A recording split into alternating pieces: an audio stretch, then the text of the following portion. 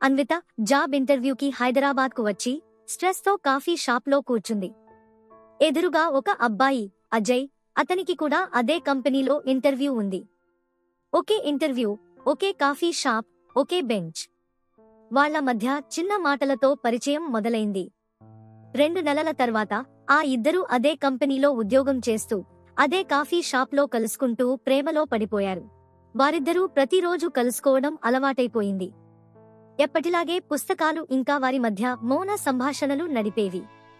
కాని ఇప్పుడు ఆ మౌనం కూడా ప్రేమను పలికేది.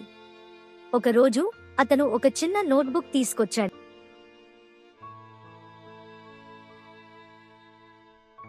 ఆ నోట్బుక్ 2 చేతుల మధ్య తిరగడం మొదలైంది. ఒక రోజు అతను వ్రాస్తే మరుసటి రోజు ఆమె. కొన్ని రోజులు కలిసి వ్రాయడమూ జరిగేది.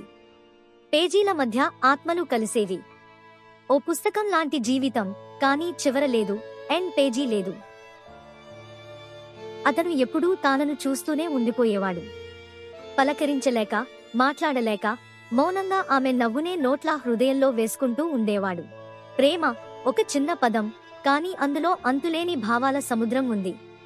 తెలుగు భాషలో ప్రేమ అనగానే కేవలం ఒక సంబంధం కాదు, ఒక అనుభూతి, ఒక జీవన రేఖ.